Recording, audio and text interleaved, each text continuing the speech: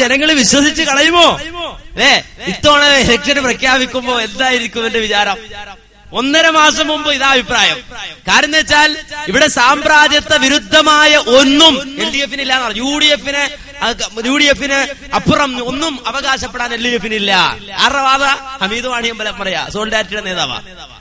എന്നിട്ട് അത് മാത്രമല്ല പറഞ്ഞത്, പിന്നെയോ ഇവിടെ ADB വായ്പക്കെതിരെ ശബ്ദിക്കുകയും 5 കോർപ്പറേഷനുകൾ തങ്ങളുടെ കീഴിൽ വന്നപ്പോ അവിടേക്ക് ADB വായ്പ ഉപയോഗിച്ചിട്ട് അതിന് ന്യായം കണ്ടെത്താൻ പരിശ്രമിക്കുകയും ചെയ്തു.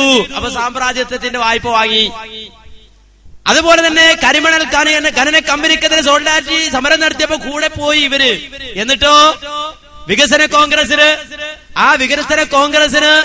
സ്പോൺസർ ചെയ്തത് കരിമണൽ ഖനന കമ്പനിയാണ്. അപ്പൊ സാമ്രാജ്യത്വത്തിന്റെ സ്പോൺസർഷിപ്പ് വാങ്ങി.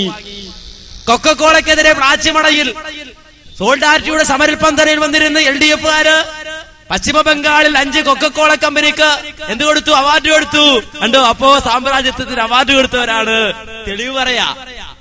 എന്നിട്ട് 1.5 മാസം കഴിഞ്ഞപ്പോ പറയാ സാമ്രാജ്യത്വത്തിനെതിരാണ് അവരെന്നത് കൊണ്ടാണ് ഞങ്ങൾ വോട്ട് ചെയ്തത്.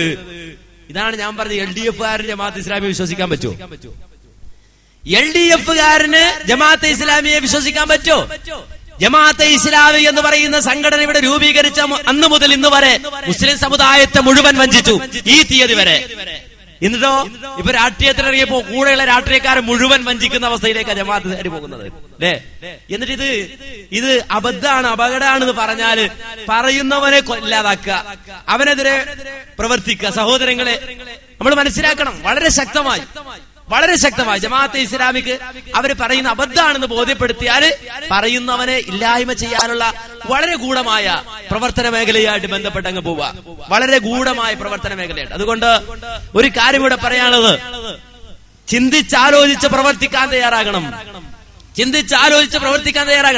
ഇവിടെ ഇസ്ലാം വളരെ ശക്തമായി തന്നെ അതിന്റെ 1-ാം തീയതി മുതൽ നിലകൊള്ളുമ്പോ ഈ സമൂഹത്തിന്റെ ഉന്നമനം അത് ലക്ഷ്യം വെച്ചുകൊണ്ടാണ് പ്രവർത്തിച്ചത്. ഈ സമുദായത്തെ പരിവർത്തിപ്പിക്കാൻ ഇസ്ലാഹി പ്രസ്ഥാനത്തിന് സാധിച്ചു.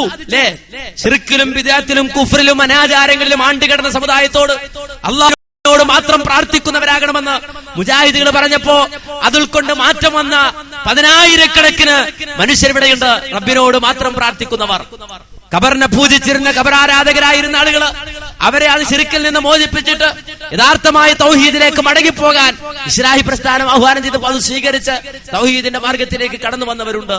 അല്ലേ? ഈ രൂപത്തിൽ മനുഷ്യൻ നാളെ പാരത്രിക ലോകത്ത് പരാജയപ്പെടുന്ന മുഴുവൻ മേഖലകളിലും അങ്ങനെ ചെയ്യരുതേ, അത് പാടില്ല. കാരണം നിങ്ങളുടെ ജീവിതം പരാജയത്തിനായി തീരാൻ, നിങ്ങൾ നരകാർഹരാകാൻ അത് കാരണമായി തീരും. അരുതേ എന്ന് പറഞ്ഞുകൊണ്ട് ഈ സമുദായത്തിന്റെ കൈപിടിച്ച് തിന്മകളിൽ നിന്ന്, ശിർക്കിൽ നിന്ന്, ബിദ്അത്തിൽ നിന്ന്, കുഫ്റിൽ നിന്ന് ഈ സമുദായത്തെ കൈപിടിച്ച് മുജാഹിദ് പ്രസ്ഥാനം രക്ഷിച്ചുകൊണ്ടിരുന്നപ്പോ ഇവർ ശ്മശാന വിപ്ലവത്തിന്റെ ആളുകളാണ്, ലോകം തിരിയാത്തവരാണ്, ഇവർ ഒന്നിനും കൊള്ളാത്തവരാണ്, ഇവർ ഐക്യം തകർക്കുന്നവരാണ്, ഇവർ ഭിന്നിപ്പിന്റെ വക്താക്കളാണ്, ഇവർ വിമർശകർ മാത്രമാണ് എന്ന് പറഞ്ഞുകൊണ്ട് ഈ പ്രസ്ഥാനത്തെ തകർക്കാനും ഈ പ്രസ്ഥാനത്തിനെതിരെ അപവാദം പറയാനും ഈ പ്രസ്ഥാനത്തെ ഇല്ലാതാക്കാനും പ്രവർത്തിക്കുന്ന ജമാഅത്തെ ഇസ്ലാമിക്കാരെ സംബന്ധിച്ചിടത്തോളം അവരോട് വളരെ വിനീതമായി പറയാനുള്ളത്, വളരെ വിനീതമായി ഉണർത്താനുള്ളത്, പഠിക്കാൻ, അള്ളാഹുവിന്റെ ദീൻ പഠിക്കാൻ, ദീനിന് വേണ്ടി നിലകൊള്ളാൻ, നിങ്ങളുടെ ആരോഗ്യവും നിങ്ങളുടെ ആയുസ്സും നിങ്ങളുടെ സമ്പത്തും നിങ്ങളുടെ ഈ പ്രവർത്തനോത്സുകതയും അള്ളാഹുവിന്റെ ദീനിന് നാളെ പാരത്രിക ലോകത്ത് നമുക്ക് ഗുണം കിട്ടുന്ന രൂപത്തിൽ വളരെ സജീവമായി, വളരെയധികം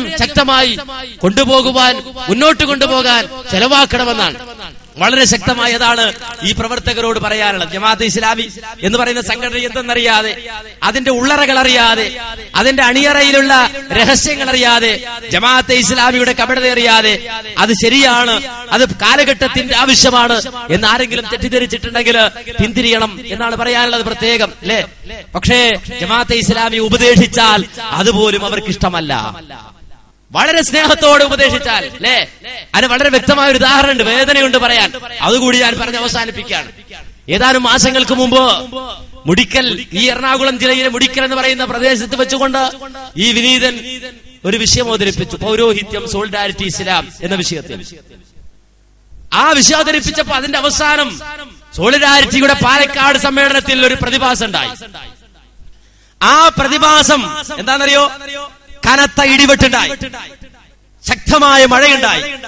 കൊടുങ്കാറ്റുണ്ടായി, ആലിപ്പഴ വർഷമുണ്ടായി, മിന്നൽ പിണറുണ്ടായി. ഞാൻ പറയല്ലേ, പാലക്കാടിന്റെ മണ്ണിൽ ഈ പ്രതിഭാസങ്ങൾ ഉണ്ടായി. ഇത് വളരെ വ്യക്തമായി പ്രബോധനം തന്നെ എഴുതിവിട്ടു.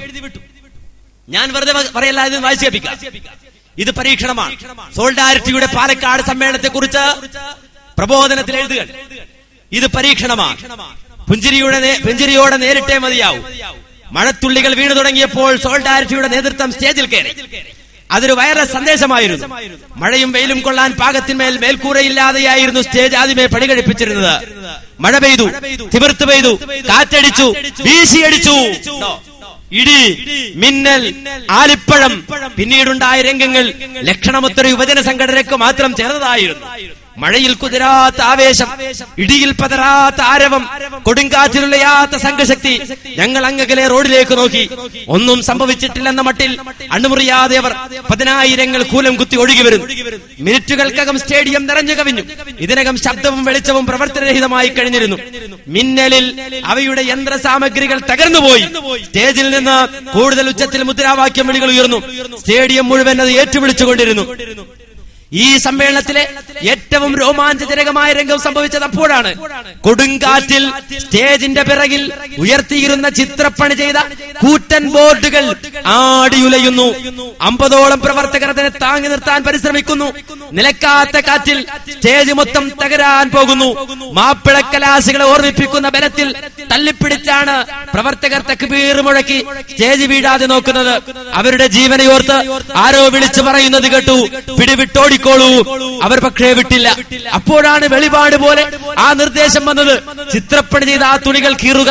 പിന്നീട് താമസിച്ചില്ല 60 അടി നീളവും 20 അടി ഉയരവുമുള്ള കൂറ്റൻ ബോർഡിലെ വരിഞ്ഞു കെട്ടിയ തുണി 10 സെക്കൻഡുകൾ കൊണ്ട് വലിച്ചു കീറപ്പെട്ടു. കാറ്റതിലൂടെ കടന്നുപോയി. സ്റ്റേജ് വീഴാതെ നിന്നു. ഹൃദയഭേദകമായിരുന്നു ആ കാഴ്ച.